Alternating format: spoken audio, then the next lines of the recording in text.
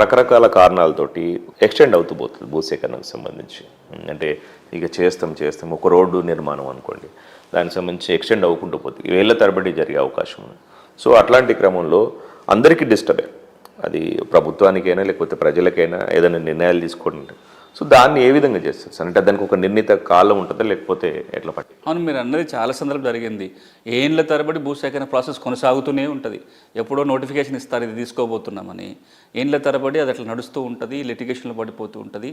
అది mental torture కూడా యజమానికి కూడా. ఇప్పుడు నా భూమి ఉంటుందో పోతుందో తెలియదు, నాకు నష్టపరిహారం వస్తుందో లేదో తెలియదు. అందుకే ఈ కొత్త చట్టంలో 2013 భూసేకరణ చట్టంలో ప్రతిదానికి కాలపరిమితి ఉంది.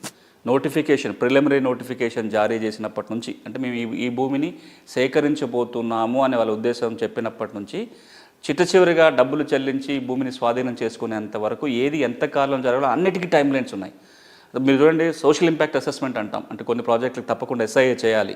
అంటే దాని మీద సామాజిక మదింపు అంటాం. ఆ ప్రాజెక్ట్ వల్ల జరిగే నష్టం ఏంటి, లాభం ఏంటి, ఇంకెక్కడైనా చేయడానికి అవకాశం ఉంటుందా, ఆ సోషల్ ఇంపాక్ట్ అసెస్మెంట్ చేయాలి. ఇంకొక కీలకమైన ప్రయోజనం ఉంటుంది. మీరు ఎప్పుడైతే పలానా ఊర్లో భూములు సేకరిస్తామనే నిర్ణయానికి వచ్చి నోటిఫికేషన్ ఇస్తారో, అది ఇచ్చినప్పటి నుంచి 2 నెలల్లోగా అక్కడ ఉన్న భూమి రికార్డులను అప్డేట్ చేయాలి. నిజమైన ఎవరో రికార్డుకు రావాలి. తర్వాత ఒకసారి సోషల్ ఇంపాక్ట్ అసెస్మెంట్ అంటే 1 సంవత్సర కాలంలో పూర్తి చేయాలి.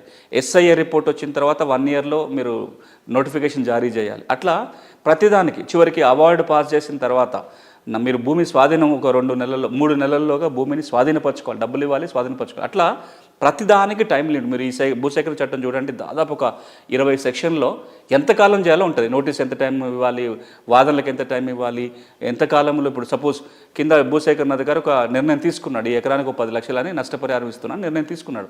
నా మీద నాకు అభ్యంతరం ఉంటుంది. నేను కలెక్టర్కి చెప్తే కలెక్టర్ దాన్ని LARR అథారిటీకి రిఫర్ చేయాలి. కోర్టు పోతానికి లేదు, రాష్ట్ర స్థాయిలో ఉండే ల్యాండ్ ఎక్విజిషన్ R&R అథారిటీ ఉంటుంది, వాళ్ళకి రిఫర్ చేయాలి. వాళ్ళకి రిఫర్ చేసిన 6 నెలల లోపల LARR అథారిటీ కూడా తీర్పు ఇవ్వాలి. మీరు ఇప్పుడు సాధారణంగా చూడండి, పాత చట్టం కింద నాకేదో 50,000 రూపాయలు ఎకరానికి నష్టపరిహారం ఇస్తారు, నాకు దాని మీద అభ్యంతరం ఉంది, కోర్టుకు రిఫర్ చేస్తారు. సివిల్ కోర్టుకే పోవాలి. అప్పుడు సబ్ జడ్జి కోర్టుకో జూనియర్ సివిల్ కోర్టుకో కేసులు పోతాయి. ఆ కోర్టులో ఏండ్ల తరబడి ఇంకా నడుస్తున్న భూసేకరణ కేసులు ఉన్నాయి, దానికి ఏం కాలపరిమితి లేదు. కానీ ఇప్పుడు కొత్త చట్టంలో ఏమంటుంది, మీకు గనక భూసేకరణ కోసం ఇచ్చిన డబ్బుల మీద కానీ దాని మీద ఇంకే అభ్యంతరాలు ఉన్నా అప్పీల్కి వెళ్ళే అవకాశం ఇస్తుంది. అప్పీలేట్ అథారిటీ 6 నెలల్లో నిర్ణయం తీసుకోవాలి. ఇట్లా ప్రతిదానికి కాలపరిమితి ఉంది. దీని మీద గౌరవ సుప్రీంకోర్టు ఏమన్నదంటే, ఈ కాల పరిమితులు మీరు తూచా తప్పకుండా పాటించాల్సిందే. ఇందులో ఇచ్చిన ప్రొసీజర్ని కానీ అందులో ఇచ్చిన టైం లైన్లు కానీ ప్రభుత్వం ఉల్లంఘించినట్లయితే అది కూడా భూమి హక్కుకు ఉల్లంఘన జరిగినట్టు, రాజ్యాంగ హక్కుకు ఉల్లంఘన జరిగినట్టు కోర్టులు జోక్యం చేసుకోవాలి.